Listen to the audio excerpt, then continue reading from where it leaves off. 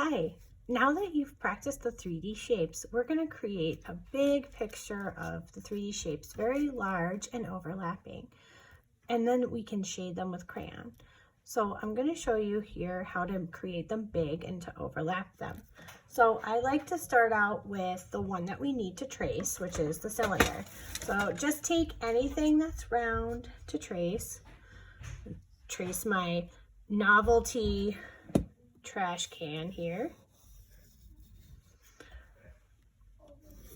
And I'm just gonna very carefully trace around to get us a great circle. You can use the lid or a cup, anything you need that's a circle. Next, and that's it for now. We're just gonna draw that. Next, we're going to do the cube. And let's do the cube over here at the bottom corner. Remember that takes 2 dots across from each other, and these are guide dots to help us drawing our lines. And then we have these 2 dots over here across the way, and we're gonna connect the 2 opposites together. And then like this. So I'm just gonna connect these together. And then if you're a little off, that's okay. Next, we're gonna make these ones go down as straight as we can get them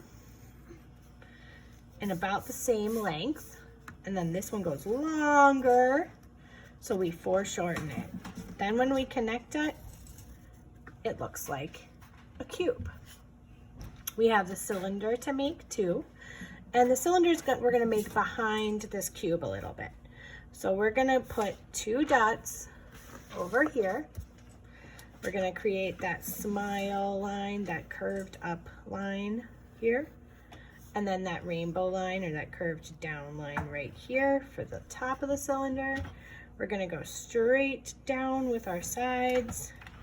And whenever we hit the cube, we're just gonna stop. We're not gonna do anything else. We're not gonna go through the cube line, we're just gonna stop. And then the same here, but we're not gonna go all the way down. We're gonna stop right there and then put a little curve at the end. Having this little curved line right here helps make it look 3-dimensional. So we're more than halfway done. Now we need to make our pyramid and our cone. We're gonna make our cone in front a little bit of this sphere. So we're gonna put our dot right here for our upside down V. Draw your upside down V, and then draw a curved line at the bottom to show that it is foreshortened in the front. If you have a line that you don't particularly like, you can erase it because we're going to be coloring these.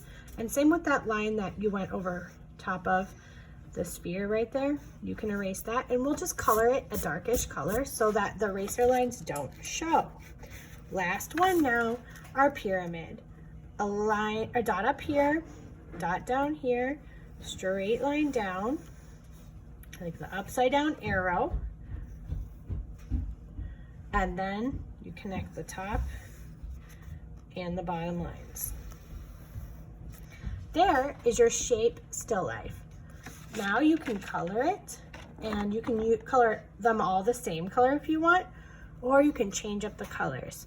I want you to pretend that the light is shining in this direction, just like it is in my picture. The shadows are being cast in this direction.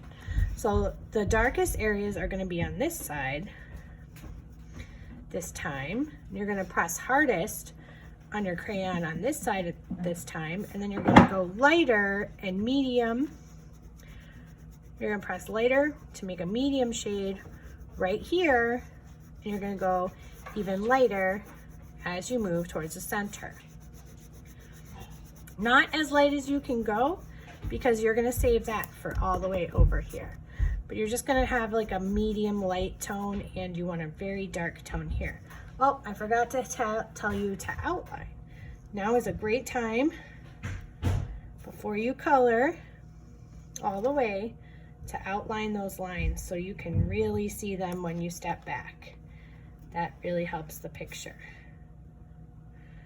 Then over here on this side of every shape, We are going to push as light as we can go with our crayon, barely touching the paper over here, and then pushing a little harder so it almost matches what is on the other side of that shape.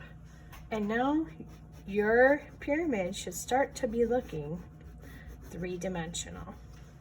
You're gonna repeat that with every shape. And I'm gonna have another video that speeds up that process.